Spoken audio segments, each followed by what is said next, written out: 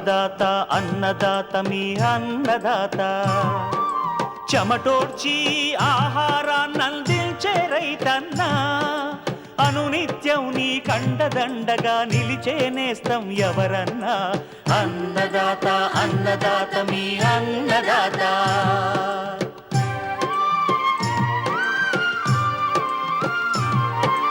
నూతన రీతుల సాగుబడికి నూరింతలు పెరిగే దిగుబడికి సూచనలిచ్చే సస్య రక్షణకు పశు పోషణకి శాస్త్ర విజ్ఞానం అందించి ముందుకు నడిపే తెలుగు రైతు భారతదేశానికి మకుటం అయ్యేలా తీర్చిదిద్దే ఆశయంతో మిమ్ము మేలు కొలిపేది అన్నదాత అన్నదాత అన్నదాత మీ అన్నదాత అన్నదాత అన్నదాత మీ అన్నదాత. అన్నదాత ప్రేక్షకులకు నమస్కారం. ఈనాటి ముఖ్యాంశాలు: వరి చిరుపొట్ట దశలో చీడపీడలు నివారణ, పంటల వైవిధ్యంతో సాగు లాభదాయకమంటున్న శాస్త్రవేత్తలు, అధిక వర్షాలకు దెబ్బతిన్న పంటల్లో జాగ్రత్తలు, ఇంకా జై కిసాన్ వ్యవసాయ సమాచారం.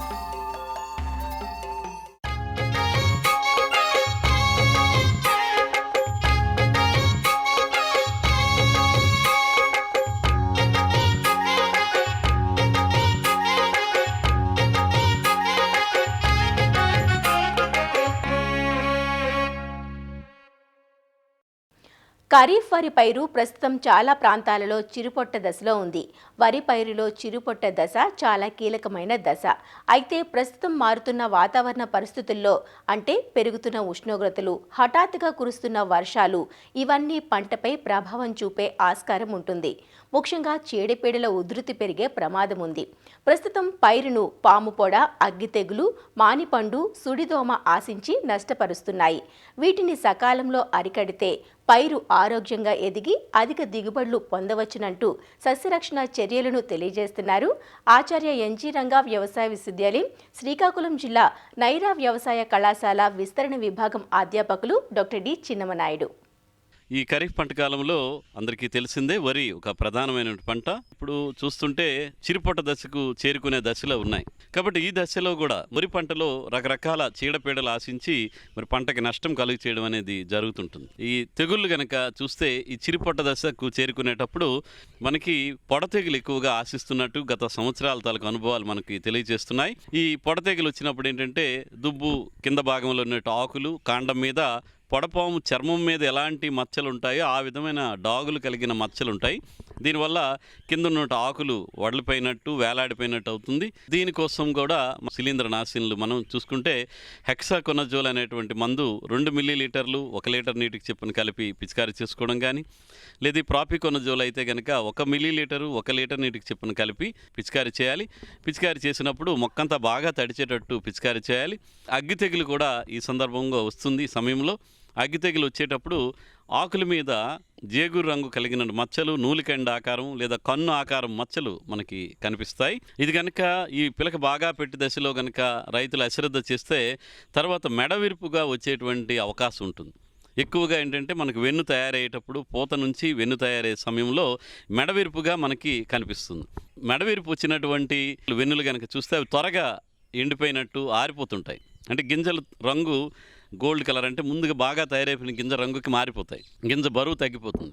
కాబట్టి ఇది మెడవిరుపు తెగులు. కాబట్టి ఈ సమయంలో ఆకు మీద అగ్గి తెగులు ఉన్నా కానీ తదుపరి అది మెడవిరుపుగా మారేటువంటి అవకాశం ఉంటుంది. కాబట్టి ఈ తెగులు నివారణ కోసం, అగ్గి తెగులు నివారణకి మనం ఈ ట్రైసైక్లోజోల్ అనేటువంటి మందు అయితే కనుక 0.6 గ్రాములు 1 లీటర్ నీటికి చొప్పున పిచికారీ చేయడం కానీ, లేదా ఐసోప్రోథియోలిన్ అని చెప్పేసి మందు దొరుకుతుంది. అదైతే కనుక 1.5 మిల్లీలీటర్లు 1 లీటర్ నీటికి చొప్పున మనం పిచికారీ చేసుకోవాలి. అదేవిధంగా శిలీంద్ర తెగుల్లో మనకి ఎక్కువగా చూసుకుంటే కనుక మానిపండు తెగులు ఒకటి వస్తుంది. పూత దశ నుంచి వెన్ను తయారయ్యే సమయంలో మనకి మానిపండు తెగులు, అంటే వెన్నులో గింజల మధ్యలో నల్లటి అదేవిధంగా పసుపు రంగు సిద్ధ బీజాల తాలూకు ముద్దలు ముద్దలుగా కనిపిస్తాయి మనకి. దీనివల్ల ఏంటంటే గింజ తాలూకు నాణ్యత బాగా దెబ్బతింటుంది. ఇది కనుక మనం అశ్రద్ధ చేసామంటే వెన్నులో ఉన్న గింజలన్నీ కూడా రంగు మారిపోతాయి. తర్వాత అది విత్తనానికి ఎట్టి పరిస్థితులు కూడా పనికిరాదు.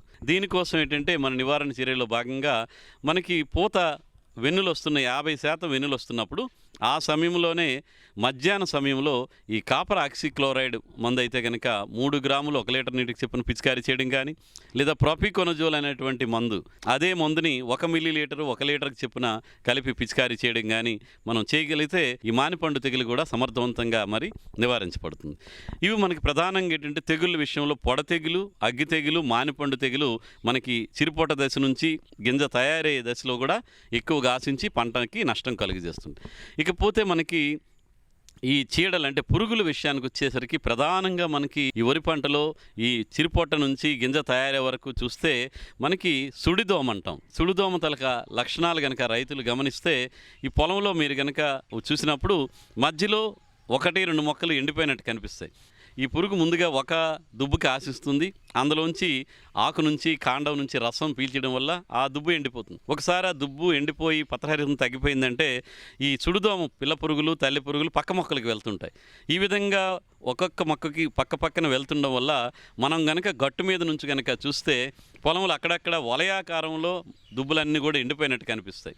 అంటే సుడులుగా ఎండిపోయినట్టు మనకి వరి పంట కనిపిస్తుంది. కాబట్టి దీన్ని మనం సుడిదోమ అని చెప్పేసి అంటాం. కాబట్టి రైతులు ఈ రసాయనాలు పిచికారీ చేయడం కన్నా సేద్య పద్ధతుల్లో కూడా కొద్ది మార్పులు చేసుకుంటే తప్పిస్తే ఈ సుడిదోమ అంత త్వరగా నివారించడం అనేది కష్టం అవుతుంది.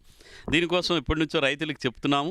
మనకి కాలిబాటలు నాట్లు వేసేటప్పుడు లేదా నాట్లు వేసిన తర్వాత అయినా కాలిబాటలు ఉంచుకోవాలి. ప్రతి 3 మీటర్లకి అడుగున్నర వెడల్పు కాలిబాటలు ఉంచాలని చెప్తున్నాం.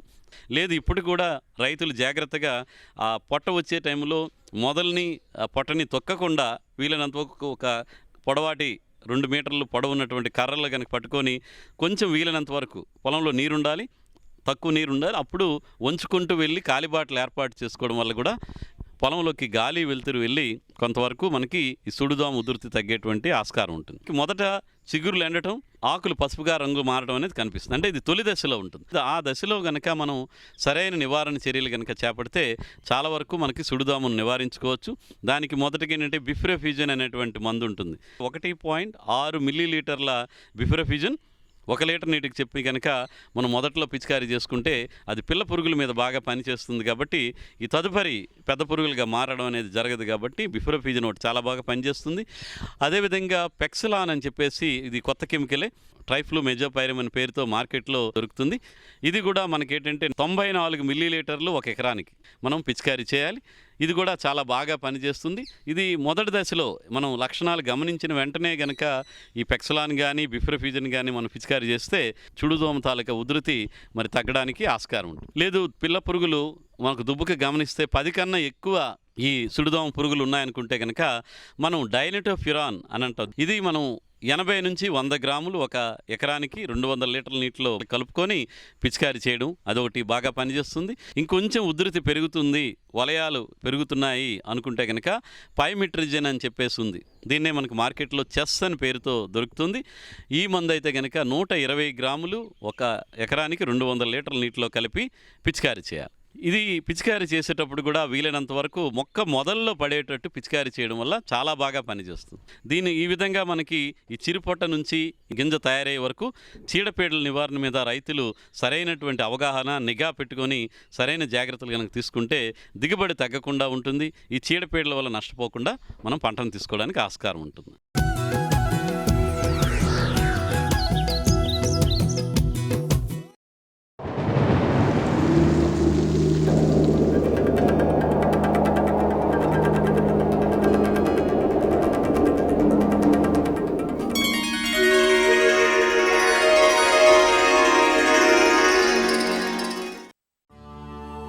అస్తవ్యస్త వాతావరణ పరిస్థితులు అన్నదాత కంటి మీద కునుకు లేకుండా చేస్తున్నాయి. వర్షాకాలం మొదట్లో అదనులో వర్షాలు లేక ఎదురుతెన్నులు చూసిన రైతులు ఆగస్టు మాసం నుంచి వరుసగా కురుస్తున్న వర్షాలతో బెంబేలెత్తిపోతున్నారు. ఇది చాలదన్నట్లు మూలిగే నక్కపై తాటిపండు చందంగా మొంతా తుఫాను రైతుల పాలిట శాపంగా మారింది. వేల రూపాయల పెట్టుబడులను, ఆరుగాల శ్రమను ఒక్క రోజులో తుడిచిపెట్టింది. చిరుపొట్ట దశ నుంచి గింజ పాలు పోసుకునే దశ వరకు ఉన్న వరి పైరును నేలపాలు చేసింది.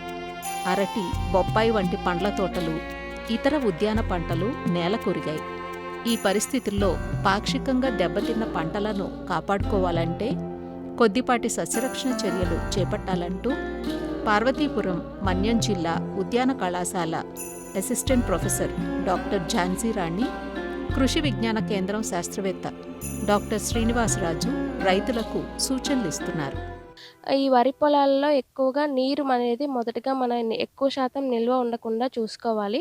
ఒకవేళ నీరు అనేది ఎక్కువ శాతం నిల్వ ఉన్నట్లయితే మోటార్ సహాయంతో లేక లోపలే కాలువలు తవ్వి నీటిని ఫస్ట్ బయటికి పంపించాలి.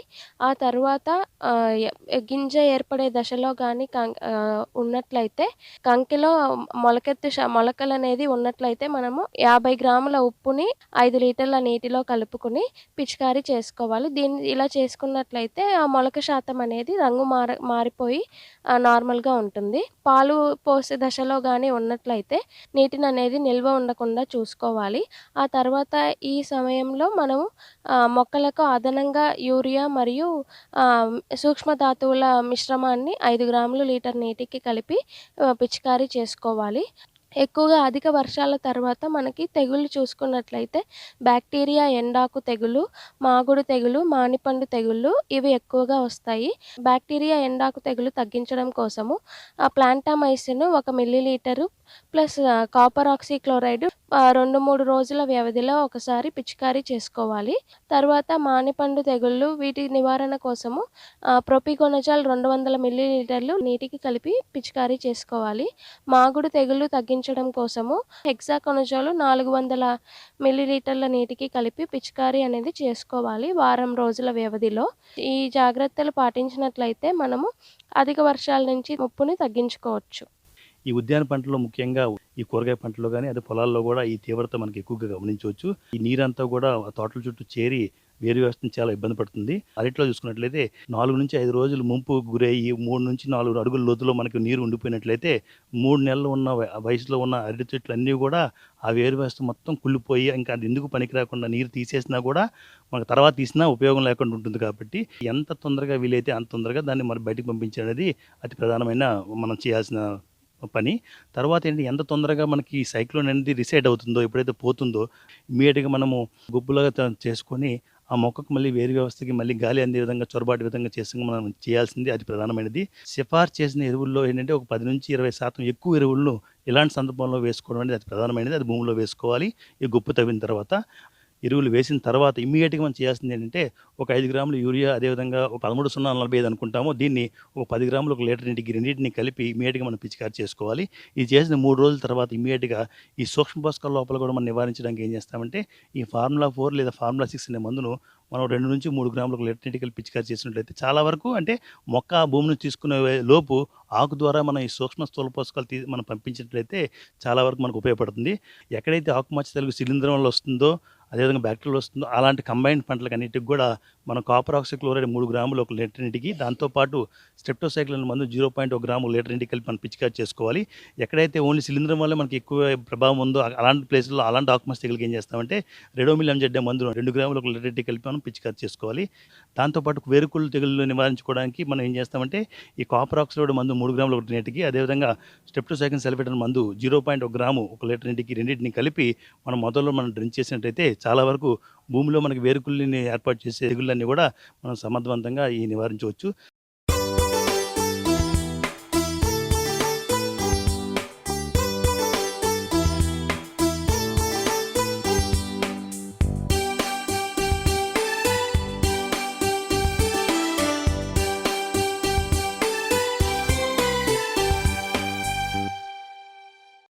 రానున్న రబీ కాలంలో వరి పంటకు బదులు ఆరుతడి పంటలు వేసుకోవాలని శాస్త్రవేత్తలు సూచిస్తున్నారు. ఇందుకోసం మార్టేరు వ్యవసాయ పరిశోధనా స్థానం ఆధ్వర్యంలో ప్రాంతీయ వ్యవసాయ పరిశోధనా స్థానం నంద్యాలలో అఖిల భారత సమీకృత పథకం పంటల వైవిధ్యంపై పైలట్ ప్రాజెక్టును ప్రారంభించారు. రబీలో వరి పంటకు బదులుగా అపరాలు, మొక్కజొన్న, సజ్జ, శనగ, సోయా చిక్కుడు, కంది వంటి ఆరుతడి పంటలను సాగు చేస్తే రైతులకు నికర ఆదాయం రెట్టింపు అవుతుందని వివరించారు. ప్రత్యేకంగా మొక్కజొన్న సాగు చేసే రైతులకు జీరో టిల్లేజ్ పద్ధతిలో విత్తేందుకు అవసరమైన పరికరాలను అందించారు. పంటల వైవిధ్యంతో నేల ఆరోగ్యం బాగుంటుందంటూ వివరాలు తెలియజేస్తున్నారు ప్రాంతీయ వ్యవసాయ పరిశోధనా స్థానం మార్టేరు ప్రధాన శాస్త్రవేత్త డాక్టర్ సహదేవరెడ్డి. ఇప్పుడు ప్రస్తుతము ఖరీఫ్లో అంతా కూడా వరి పంట సాగు చేశారు. రెండో పంట రబీకి వేసేదానికి సన్నద్ధమవుతున్నారు. గోదావరి డెల్టాలో ముఖ్యంగా వరి తర్వాత వరి పంట వేస్తారు. ఆంధ్రప్రదేశ్లో కాలువలు ఉన్నటువంటి రాయలసీమ ప్రాంతాలు, తర్వాత భూగర్భ జలాలు ఉన్న చోట రెండో పంట వరి వేసేదానికన్నా ఆరుతడి పంటలు వేసుకుంటే చాలా శ్రేయస్కరము. ఇప్పుడు పంట వైవిధ్యాన్ని పాటించుకోవాలా. వరి తర్వాత వరి వేసేదాని వల్ల పురుగులు తెగుళ్ళు ఎక్కువయ్యి లాభదాయకంగా ఉండదు. కాబట్టి రెండో పంట ఆరుతడి పంటలు సాగు చేసుకున్నట్లయితే చాలా శ్రేయస్కరము. ముఖ్యంగా వరి తర్వాత కోసేసిన తర్వాత జీరో టిలేజ్ మొక్కజొన్న సాగు అనేది కూడా సాగు చేసుకోవచ్చు. పుష్పో సీడర్ అనేది ఉందన్నమాట. దాంట్లో విత్తనాలు వేసుకునేసి వరుస క్రమంలో వేసుకోవచ్చు. అంటే వరుసకి 20 సెంటీమీటర్ల దూరంలో పడుతుంది కాబట్టి సాగు చేసుకోవచ్చు. ఇంకా కూడా వరి ముఖ్యంగా 1240 మిల్లీమీటర్ల నీటి ఆవశ్యకత ఉంది. సో అదే ఆరుతడి పంటలకు అయితే ఇప్పుడు మొక్కజొన్నకు అయితే 450 నుంచి 500 మిల్లీమీటర్లు నీరు సరిపోతుంది. అంటే 7 నుంచి 8 తడులుగానే మొక్కజొన్నకి ఇచ్చినట్లయితే సరిపోతుంది. ముఖ్యంగా ఇప్పుడు మొక్కజొన్న ఎక్కువ సాగులో వచ్చేదానికి ఆస్కారం ఉంది. ఎందుకంటే 70% మొక్కజొన్న కూడా ఇప్పుడు ఇథనాల్ వినియోగానికి మొక్కజొన్న పండిస్తున్నారు. అంటే క్రూడ్ పెట్రోల్లో ఒక 20% వరకు ఇథనాల్ బ్లెండ్ చేసి పెట్రోలు చేస్తూ ఉంటారు. కాబట్టి దీనికి రేట్ అనేది ఉంటుంది. కాబట్టి మొక్కజొన్న ఎక్కువ సాగు చేసేదానికి ఆస్కారం ఉంది. మామూలుగా 1 ఎకరా వరి సాగు చేసేదానికన్నా కంపేర్ చేసుకుంటే నీటి ఆరుతడి పంటలు 2.5 ఎకరా నుంచి 3 ఎకరాల వరకు సాగు చేసుకోవచ్చు. ముఖ్యంగా వరి తర్వాత అపరాలు వేసుకోవచ్చు. పెసర మినుము కూడా సాగు చేసుకోవచ్చు. మస్టర్డ్ కూడా వేసుకోవచ్చు. కొంతవరకు పెట్టుబడి ఖర్చు తక్కువ, ఎక్కువ ఆదాయం వచ్చేదానికి ఉంటుంది. వరి తర్వాత వేరుశెనగ కూడా సాగు చేసుకోవచ్చు. నల్లరేగడి నేలల్లో బెంగాల్ గ్రామ్ కూడా వేసుకోవచ్చు. పప్పు శనగ కూడా వేసుకోవచ్చు. ముఖ్యంగా ఈ పంట వైవిధ్యంలో ఇప్పుడు క్రాప్ ఇంటెన్సిఫికేషన్లో సోయాబీన్ కూడా ఎక్కువగా ప్రాచుర్యం వస్తుంది. కాబట్టి 4 వరుసలో సోయాబీన్, 1 వరుస కంది కూడా వేసుకోవచ్చు. మనకు చిరుధాన్యాలు కూడా సాగు ఇప్పుడు మధ్యకాలంలో ఎక్కువగా ప్రాచుర్యంలోకి వస్తుంది. సో సిరిధాన్యాల సాగులో సజ్జ ABV 04 బయోఫోర్టిఫైడ్ వెరైటీ, దాంట్లో ఐరన్ 40 ppm ఉంటుంది. కాబట్టి దాన్ని అంతర పంటగా 1 వరుస కంది, 2 వరుసలు సజ్జ రైతులను ప్రోత్సహించడం జరిగింది. ఇది most climate resilient inter cropping system అన్నమాట. ఒకవేళ ఎక్కువ వర్షాలు వచ్చినా కానీ, ఒక పంట నష్టపోయినా కానీ రెండో పంట నుంచి ఆదాయం వస్తుంది. కాబట్టి రైతులందరూ కూడా అంతర పంటల సాగు విధానాన్ని సాగు చేయాలని చూస్తున్నాను. అదే కాకుండా కూడా రెండో పంటను వరి కాకుండా ఆరుతడి పంటలు సాగు చేయాలని రైతులంతా కోరుకుంటున్నాను. అఖిల భారత సమీకృత పథకం కింద నంద్యాల జిల్లాలో పంటల వైవిధ్య పథకం అనేది పైలట్ ప్రాజెక్టుగా చేపట్టడం జరిగింది. ఈ ప్రాజెక్టులో ముఖ్యంగా రైతులు సాగు చేస్తున్నటువంటి సాంప్రదాయ పంటలు, అంటే వరి కానివ్వండి, ఈ పంటలు ఏవైతే ఎక్కువ నీరు అవసరమయ్యి ఎక్కువ పంట కాలం ఉన్నటువంటి ఈ పంటలకు బదులుగా ప్రత్యామ్నాయంగా వైవిధ్యమైనటువంటి పంటలు మొక్కజొన్న, సజ్జ, సోయాబీన్ వంటి పంటలను రైతులకు ఆశావహంగా చేయడం కోసము ఈ పథకం కింద చేపట్టడం జరిగింది. ఇందులో భాగంగా రైతులకు ఈ పథకం కింద చేపట్టవలసినటువంటి పంటల సాగుపై అవగాహన కార్యక్రమం చేసి, అదేవిధంగా వారికి ఈ మొక్కజొన్న విత్తనాన్ని కూడా పంపిణీ చేయడం జరిగింది. ఈ వైవిధ్య పంటలపై అవగాహన చేపట్టటకు ముందు శిక్షణా కార్యక్రమాలు కూడా చేపట్టవలసిందిగా ఈ పథకంలో భాగంగా చేస్తాము. పంట విత్తే దగ్గర నుంచి కూడా పంట సమయంలో చేపట్టవలసినటువంటి ఎరువులు, పోషకాల యాజమాన్యము, చిలిపిల యాజమాన్యము, పంట కోసేంత వరకు కూడా మెలకువలన్నింటి కూడా రైతులకు అవగాహన కల్పించడం అనేది జరుగుతుంది.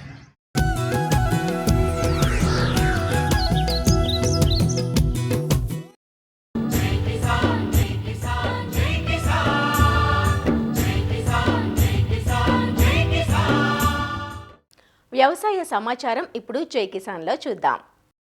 మొంతా తుపాను ప్రభావంతో ఉత్తరాంధ్ర చిగురుటాకులా వణికిపోయింది. చేతికొచ్చిన పంట నోటికందకుండా పోయింది. ఆరుగాలం కష్టం తుడిచిపెట్టుకుపోయింది. ఎడతెరిపి లేకుండా కురిసిన వర్షాలకు కనీస దిగుబడులు కూడా తీసుకునే పరిస్థితి లేదంటూ రైతులు తీవ్ర ఆవేదన చెందుతున్నారు. ఉమ్మడి విజయనగరం జిల్లా వ్యాప్తంగా 3 రోజుల పాటు విస్తారంగా వర్షాలు కురిసి వాగులు వంకలు ఉప్పొంగాయి. ఫలితంగా పోటెత్తిన వరద నీరు పొలాలను ముంచెత్తింది. అధికారుల ప్రాథమిక అంచనా మేరకు విజయనగరం జిల్లాల్లోని 21 మండలాల్లో సుమారు 2761 హెక్టార్ల మేర పంటకు నష్టం వాటిల్లింది. ఇటు మన్యం జిల్లాల్లో 10 మండలాల్లో 1591 ఎకరాల్లో వరి, 3 మండలాల్లో 161 ఎకరాలలో పత్తి పంట దెబ్బతింది. మొంతా తుపాను ప్రభావంతో 2 జిల్లాల్లోనూ వరి పంటకు అపార నష్టం సంభవించింది. రేపో మాపో పంట చేతికొచ్చే సమయంలో వర్షాలు ముంచెత్తాయంటూ రైతులు తీవ్ర ఆవేదన చెందుతున్నారు. అరెకరం సాబోడిపోయిందండి సాంబా మైసూర్. ఇంత నీరు ఉంది, మరి అది పనికే రాదు. మరి పంట పరిస్థితి ఏడంతే మరి ఏడ్చేద్దండి. మరి పోయినట్టే, మరి మేమే నష్టపోతాం. గడ్డి పనికి రాదండి, అది అసలు ఎందుకు పని రాదు, ధూళైపోద్ది గడ్డి. ఈ ముంతా తుఫాన్ కారణంగా సుమారు 70 ఎకరాల వరకు ముంపుకు గురవడం జరిగింది. గత 3 రోజుల నుంచి కురుస్తున్న వానలకు బీటీ రోడ్లు అవనియండి, పొలాలు అవనియండి, మొత్తం నీటి ప్రవాహంతో నిండిపోయి ఉంది. చివరి స్టేజేనండి, మహా అయితే ఒక 15 డేస్లో పంట చేతికి రావాలి. ఆ టైంలో ఇలా జరగడం దురదృష్టం. అది సుమారు 70 ఎకరాల వరకు మునిగిపోయిందండి. యాక్చువల్గా ఈ తుఫాన్ రాకపోతే 15 రోజులు పంట పండి శుభ్రంగా ఇంటికి వచ్చేదండి. ఇది మునిగిపోయింది.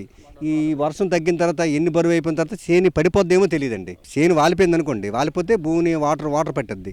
వాటర్ పట్టేస్తే ఇంకా అసలు తేవడం కూడా కష్టం అండి దాన్ని. మొంతా తుపాను ఇటు కూరగాయల రైతులను తీవ్రంగా దెబ్బతీసింది. మిరప, వంగ, బెండ, చిక్కుడు, కాకర ఇలా ఏ పంట చూసినా నీట మునిగిన పరిస్థితి. పంటలన్నీ పూత కాత దశలో ఉండగా తుపాను ప్రభావంతో వర్షాలు ముంచెత్తాయి. దీంతో పూత పిందె నేలరాలిపోవటమే కాకుండా వేర్లు కుళ్లిపోతున్న పరిస్థితి. పొలాల నుంచి వరద నీరు తగ్గినా మొక్కలు బతికే అవకాశం లేదంటూ రైతులు కన్నీరు మున్నీరవుతున్నారు. ఇంచుమించు ఎకరానికి ఒక 50,000 వరకు పెట్టుబడి, పశువులు ఎరువు, దుక్కులు, గెత్తము, పిండ్లు అన్నీ వేసి పంట మరొక 30-40 రోజుల్లోనే పంటకు చేతికి వస్తుందండి. పంట ముంతా తుఫాన్ ప్రభావం వల్ల ఏరు మొత్తం కుళ్ళిపోయింది. ఇంకా అలాగా ఎండ ఇలా కాయగానే మొత్తం మూలైపోద్ది.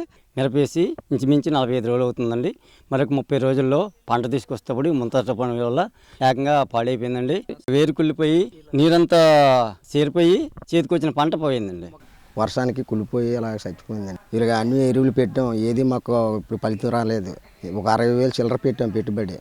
మిరప ఒక 1/2 ఎకరం వేసాం సార్, వంగ ఒక 1/2 ఎకరం వేసాం సార్, బెండ ఒక 30 సెంట్లు వేసాం సార్, కాలీఫ్లవర్ ఒక 30 సెంట్లు వేసాం సార్, టమాటా ఒక 30 సెంట్లు వేసాం సార్, బోల్డ్ మొదలుపెట్టి అన్నీ చేసాం సార్. అన్నీ కూడా శుభ్రం పాడైపోయాయి సార్. పంట నష్టం అంచనాలను త్వరితగతిన పూర్తి చేసి పరిహారం అందే విధంగా చర్యలు చేపట్టాలంటూ బాధిత రైతులు విజ్ఞప్తి చేస్తున్నారు. మోంతా తుపాను కారణంగా దెబ్బతిన్న పంట పొలాల వివరాలను నమోదు చేయటానికి ఆంధ్రప్రదేశ్ రాష్ట్ర ప్రభుత్వం ఆదేశాలు జారీ చేసింది. పొలాల్లో వరద నీరు తగ్గుముఖం పట్టినందున తక్షణమే క్షేత్రస్థాయి సిబ్బంది పొలాలను పరిశీలించాలని ప్రభుత్వం సూచించింది. ఈ మేరకు 33% పైగా దెబ్బతిన్న పంటల వివరాలు నమోదు చేయటం ప్రారంభమైంది. ఈ వివరాలను సాధ్యమైనంత తొందరగా పూర్తి చేయాలని అధికారులకు ఉత్తర్వులు అందాయి. గుంటూరు జిల్లాలో ఇప్పటికే పంట నష్టం అంచనాలను వేగవంతం చేసినట్లు వ్యవసాయ అధికారులు తెలియజేశారు. 1-2 రోజుల్లో నమోదు ప్రక్రియ పూర్తి చేస్తామన్నారు. ప్రక్రియను త్వరితంగా చేపట్టేందుకు ఉన్నతాధికారులు క్షేత్రస్థాయిలో పరిశీలన చేస్తున్నారు. ప్రభుత్వం ఎన్యూమరేషన్ ఈ పంటలు ఏదైతే డ్యామేజ్ ఉందో డ్యామేజ్ ని ఇమీడియట్ గా కంప్లీట్ చేయమని చెప్పేసి చెప్తా ఉంది. నిన్న మొన్నటి నుంచి కూడా ఆర్ఎస్కే సిబ్బంది ఎవరైతే ఉన్నారో వారందరూ కూడా పొలాల్లో తిరిగి డ్యామేజ్ అంతా అసెస్ చేసుకున్నారు. అదంతా కూడా మరి ఈ రోజు ఎయిమ్స్ యాప్ అని చెప్పేసి ఆ యాప్ లో నిష్పక్షపాతంగా ఎంటర్ చేస్తూ ఉన్నారు. నిన్న మొన్న కొంచెం వర్షాలు తగ్గటం వల్ల డ్రైనేజ్ వ్యవస్థ కూడా కొంచెం బాగానే ఉండడం వల్ల కొంత లాగడం అయితే జరిగింది. కొన్ని పంటలు ఏదైతే ఉన్నాయో 33% కంటే ఎక్కువ మినుపు పంట డ్యామేజ్ అయింది. ఎందుకంటే అంతా కూడా ఫ్లవరింగ్ స్టేజ్లో ఉంది. ఈ ఫ్లవరింగ్ స్టేజ్లో ఉన్నప్పుడు వర్షం పడినప్పుడు పుప్పొడంతా రాలిపోద్ది కాబట్టి క్రాప్ డ్యామేజ్ కింద వచ్చి ఎట్టి పరిస్థితుల్లో ఒక గింజ కూడా వచ్చే పరిస్థితి ఉండదు. మినువులు ఏదైతే ఉందో అది ఆల్రెడీ ఎన్యూమరేషన్ చేస్తూ ఉన్నారు. అలాగే కొన్ని చోట్ల ప్రతి కూడా కొంత సబ్మర్జెన్స్ జరిగింది. ఎందుకంటే కొన్ని కాలువల పక్కనే కొంచెం వాటర్ చేరటం వల్ల సబ్మర్జెన్స్ జరిగి తర్వాత ఎనండేషను 2 రోజులు ఉండటం వల్ల అవి కూడా చనిపోయే పరిస్థితి ఉన్నాయి. కాబట్టి దానికి కూడా క్రాప్ ఎన్యూమరేషన్ ఆల్రెడీ చేస్తున్నారు. ఈ జిల్లాలో సుమారుగా ఈ జిల్లాలో మొత్తం ఒక 9 మండలాల మీద ఎఫెక్ట్ పడింది. ప్యాడీ కూడా ఉంది. అయితే కొంత ఈరోజు నిన్న వర్షం పడలేదు కాబట్టి కొంత రికవరీ అయ్యే అవకాశాలు ఉన్నాయి. దానికి కూడా రైతులందరినీ కూడా మేము చెప్పేది ఏంటంటే వరి పొలంలో ఎక్కడన్నా కొంచెం వంగినాటిని 4-5 కంకులు కలిపి కట్టుకున్నట్లయితే అవి మళ్ళీ కొంత ఈల్డ్ వచ్చే అవకాశం ఉంటుంది. మరిన్ని విభిన్న అంశాలతో రేపటి అన్నదాతలో మళ్ళీ కలుసుకుందాం. నమస్కారం.